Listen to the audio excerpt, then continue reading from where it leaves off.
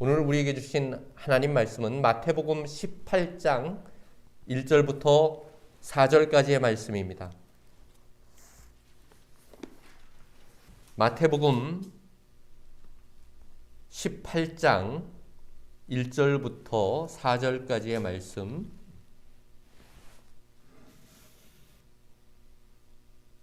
한 목소리로 읽겠습니다. 그때에 제자들이 예수께 나와 이르되 천국에서는 누가 크니이까?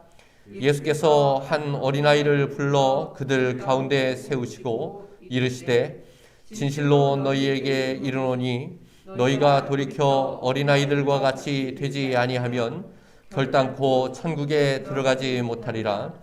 그러므로 누구든지 이 어린아이와 같이 자기를 낮추는 사람이 천국에서 큰 자니라. 아멘. 오늘 우리에게 주신 하나님 말씀 제목은 하나님의 어린아이가 됩시다 라고 하는 제목으로 함께 말씀과 은혜를 나누려 합니다. 지난주에 하나님 나라로 들어가는 길에 대해서 제가 설교를 했습니다. 그 길을 찾는 법, 많은 사람들이 가는 길을 따라가지 말고 넓고 쉬운 길로 가지 말고 좁은 길, 좁은 문을 찾아서 가라. 그러면 거기가 천국으로 가는 길이다. 이렇게 제가 말씀을 함께 나눴습니다. 오늘은 그 하나님 나라에 들어가는 자격에 대해서 어떤 사람이 하나님 나라에 들어갈 수 있는지에 대해서 함께 생각해 보는 시간을 가지려 합니다. 여러분 집에 초인종이 다 있을 줄 압니다. 혹시 자기 집의 초인종을 직접 눌러보신 적이 몇 번이나 되시나요? 생각해 보면 저도 저희 집 초인종을 눌러본 적이 거의 없습니다.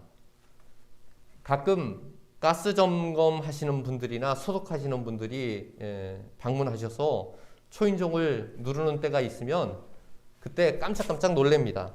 그리고 깨닫습니다. 아, 우리 집에 초인종이 있었지? 이런 생각을 합니다. 자기 집에 들어갈 때에 초인종을 누르는 사람은 없습니다. 내가 나의 집에 들어가고 나의 방에 들어가는데 초인종을 누르거나 노크를 할 필요가 없습니다. 누구의 허락을 받을 필요가 없습니다. 그냥 문 열고 들어가면 됩니다. 왜냐하면 그 집이 내 집이기 때문입니다. 누구의 허락도 받을 필요 없는 내가 주인이기 때문입니다. 그런데 제가 사는 제 집 말고도 제가 누구의 허락을 받지 않고 들어갈 수 있는 집이 또 하나 있습니다. 그 집이 어디일까요? 바로 저희 어머니가 사시는 시골집입니다. 저는 어머니 집에 들어갈 때에 문을 두드리지도 않고 초인종을 누르지도 않습니다. 들어가도 되냐고 허락을 받지도 않습니다. 어머니도 제가 집에 도착할 시간에 딱 맞춰서 집 문을 활짝 열어놓습니다. 잠가두질 않습니다. 그러면 그 집 안에 들어가자마자 방에 벌렁 누워가지고 제가 이렇게 이야기합니다. 야, 집에 오니까 참 좋다. 야, 집에 오니까 좋다. 이렇게 이야기합니다. 그런 저를 보고 누구도 저놈이 참 버릇없이 아무데나 누워있네 이렇게 절대로 비난하지 않습니다. 왜냐하면 그 집이 저희 어머니 집이니까 그렇습니다. 어머니 집이니까 제 집도 되는 겁니다. 내가 살고 있는 나의 집도 아닌데 내가 그 집을 나의 집이라고 여기는 것은 어머니의 집이 곧 나의 집이기 때문입니다. 이것이 아들이 누리는 자격, 자녀가 누리는 자격입니다.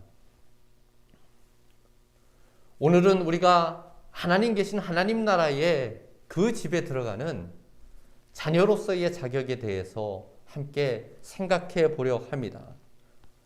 하나님 나라 천국에 들어가는 가장 빠르고 확실한 두 가지 방법이 있습니다. 첫째는 예수님의 형제가 되는 겁니다. 예수님께서 하나님의 아들이심으로 우리가 예수님과 형제가 되면 우리도 하나님의 자녀가 되는 것입니다.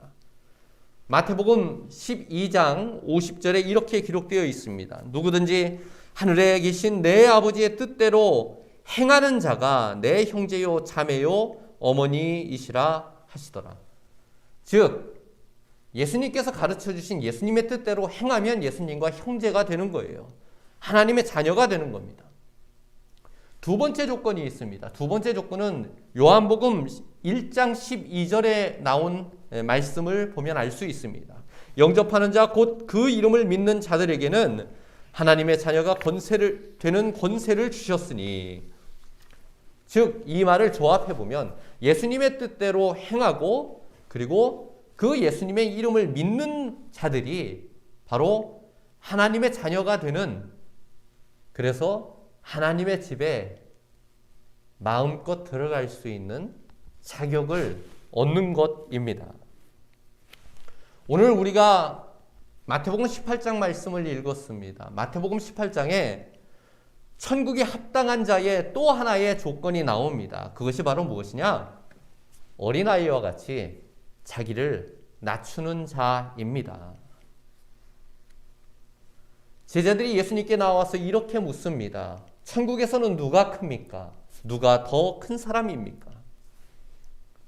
그런데 우리가 읽은 마태복음에는 나와 있지 않지만 마가복음 말씀과 그리고 누가복음 말씀 보면은 제자들이 예수님께 천국에서는 누가 더 큰 사람입니까? 이렇게 묻는 배경 안에 조금 더 복잡한 상황이 있었다는 것을 알 수가 있습니다. 제자들 간에 서로 말다툼이 있었는데 그것이 무엇이냐? 우리 제자들 중에서 어떤 사람이 더 큰 제자냐, 누가 더 큰 사람이냐라고 하는 주제를 놓고 서로 언쟁이 있었던 겁니다. 그런데 이 문제를, 누가 더 큰 사람이냐라고 하는 문제를 우리가 읽은 마태복음 안에선 자연스럽게 천국의 문제와 연관을 시킵니다. 즉, 이 땅에서 누가 더 큰 사람인지의 문제를 제자들은 천국에서 누가 더 큰지의 문제와 연관시키고 있는 겁니다. 예수님의 답변은 이렇습니다. 너희가 돌이켜 어린아이들과 같이 되지 아니하면 결단코 천국에 들어가지 못하리라. 어린아이와 같이 되지 아니하면 천국에 들어가지 못하리라. 이 주제 앞에 돌이켜라고 하는 말이 있습니다. 돌이키라는 말은 생각의 방향을 바꾸라는 거예요. 가는 길이 잘못됐으니까 되돌아오라는 이야기입니다. 즉, 마음의 생각을 바꾸지 않으면 결단코 천국에 들어가지 못한다는 말입니다.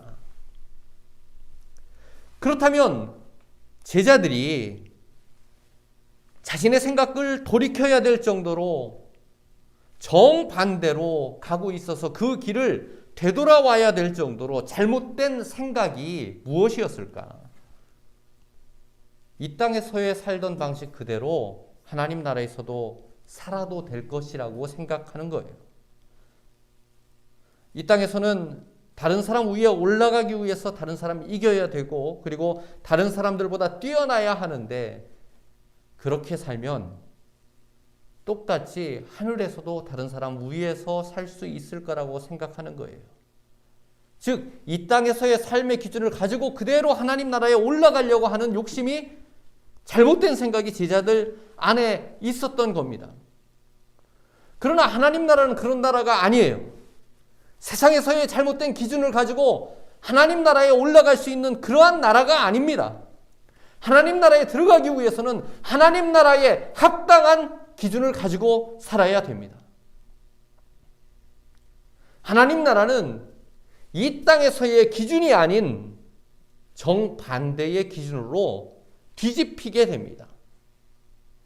이 땅에서 높은 자가 되고자 했던 자들은 오히려 하나님 나라에서 낮아지는 수치를 당하게 됩니다. 반대로 이 땅에서 스스로 낮아지는 사람들은 존중받게 되는 그런 나라가 하나님 나라라는 거예요. 그래서 하나님 나라는 거꾸로 서 있는 나라입니다. 업사이드 다운의 그러한 나라입니다. 위쪽이 아래쪽이 되고 아래쪽이 위쪽이 되는 나라예요. 우리가 지금 살고 있는 이 세상과는 뒤집혀진 그러한 나라가 하나님 나라입니다. 땅에서의 위가 아래가 되고 땅에서의 아래는 위가 되는 그런 나라가 바로 하나님 나라입니다. 그리고 그 나라를 들어가기 위해서는 예수님의 말씀처럼 우리의 생각을 돌이켜야 합니다. 다른 사람 위에서 다른 사람보다 더 커지려고 하는 욕망을 억누르고 자기를 낮춰서 오히려 타인을 존중하고 그리고 높이는 삶을 사는 자만이 하나님 나라에서 높아질 수 있습니다. 이것이 예수님께서 말씀하시는 천국에 들어가기 위한 조건입니다. 언젠가 제가 TV를 보는데 그 TV 안에서 꼭 타보고 싶은 놀이기구가 하나 있었습니다. 그것이 바로 무엇이냐? 힐 자빙이라고 하는 놀이기구인데 투명하고 커다란 풍선이 있는데 그 풍선 안에 사람이 들어가서 언덕 꼭대기에서 아래로 굴러오는 거예요. 계속해서 사람이 뒤집힙니다. 그런데 풍선 밖에 있는 사람들은 굴러오는 그 풍선을 피해서 마치 언덕 위에서 바위가 굴러오는 것처럼 생각하고 그 풍선을 피해서 여기저기 뛰어다니는 그런 장면이 보였습니다. 풍선 안에 있는 사람도 밖에 있는 사람도 얼마나 짜릿했을까. 나중에 기회가 되면 꼭 해보고 싶어요. 우리 사모님이 죽어도 못하게 말리겠지만 사모님 떼놓고 가야 되겠어요. 정말 꼭 해보고 싶어요. 풍선 안에 있는 사람처럼 그 안에서 세상이 뒤집어지는 그러한 경험을 했어도 마치 그렇게 되면 큰일 날 것 같지만 결국에는 자기가 안전하다라고 생각하는 그 마음, 불러오는 그 풍선에 깔리면 내가 큰 위험에 처할 것 같지만 그래도 그것을 즐길 수 있는 마음, 그 마음이 우리 안에 좀 있었으면 좋겠어요. 세상이 뒤집어져도 그리고 그 뒤집어진 세상 밑에 내가 깔려도 그것이 하나님께서 원하는 바고 그것이 하나님의 나라에 하나님 계신 아버지의 집에 들어갈 수 있는 비결이라는 것을 우리가 깨닫고 살아갈 수 있었으면 합니다. 지난주에 후배들이 저희 집에 방문했습니다. 제가 학창시절에 사랑했던 후배들이 2명이 저희 집에 방문했어요. 한참을 식사를 같이 하고 좋은 시간을 보내고 있는데 그 후배들 중에서 한 명이 저에게 이렇게 얘기했습니다. 형님은 나이가 50이 다 됐는데 아직도 방방 뜨시네요? 이렇게 이야기하는 거예요. 그 말을 듣고 그 후배들이 집으로 돌아간 다음에 방방 뜬다는 그 얘기가 제 마음속에 계속 남았어요. 도대체 방방 뜬다는 것이 무엇을 의미하는 것일까? 이게 좋은 말인가 나쁜 말인가? 욕일까 칭찬일까? 혹시 나이 값을 못한다는 말 아니야? 철이 없다는 이야기 아니야? 그런데 제가 그 말을 형님은 아직도 참 젊게 사시는 것 같아요. 이렇게 받아들이니까 젊고 활력이 있어 보인다. 이렇게 받아들이니까 마음이 그제서야 비로소 편안해지더라고요. 우리 모두 다 젊게 살려고 노력합니다. 얼마 전에 제가 장인어른 옷을 골라드리려고 백화점에 갔어요. 봄이라서 젊어 보이시라고 화려한 꽃분홍색으로 옷을 골라서 보내드렸습니다. 저도 옷을 잘 입는 편은 아니지만 아저씨처럼 보이는 옷은 가급적이면 안 입으려고 합니다. 질색해요. 기왕이면 한 살이라도 젊게 보이는 옷, 화려한 옷 이런 거 입으려고 노력합니다. 여러분들도 그러시죠? 젊어지기를 원하실 겁니다. 그런데 기왕 젊어지시는 거, 기왕 젊게 살려고 노력하시는 거, 여러분 어리게 살려고 노력해 보세요. 어린이 주일은 어린이들을 환영하고 그리고 어린이들을 높여주는 그러한 주간입니다. 그러나 특별하게 올해의 어린이 주간은 여러분들이 어린아이가 되는 그러한 귀한 주간이 되기를 간절히 바라겠습니다. 아버지 하나님의 나라에 들어가서 살기 위해서는 아버지의 어린아이로 살아야 합니다. 그래야 아버지 계신 그 집에 들어갈 수 있는 거예요. 그래야 업사이드 다운된 하나님 나라에 들어갈 수 있는 자격이 생기는 겁니다. 하나님을 아버지라고 부르면서 그 아버지 앞에서 어린아이가 되지 않고 어떻게 아버지의 집에 들어갈 수 있겠습니까? 세상에서는 가장 낮은 자리를 살고 천국에서는 가장 큰 자가 되는 영광이 저와 여러분들 안에 있기를 주님의 이름으로 간절히 축원합니다. 기도하겠습니다. 참 좋으신 하나님, 우리의 아버지 되신 하나님, 하나님의 집에 들어갈 수 있는 어린아이의 영을 우리에게 허락해 주시옵소서. 다른 사람들을 높이고 스스로를 낮추어 섬길 수 있는 마음을 우리에게 주시옵소서. 세상을 살던 마음을 돌이켜서 하나님께서 우리에게 바라시는 바 섬김과 존중과 사랑의 영으로 세상을 살아갈 수 있도록 인도해 주시옵소서. 우리 구주 예수 그리스도의 이름으로 간절히 기도하였습니다. 아멘.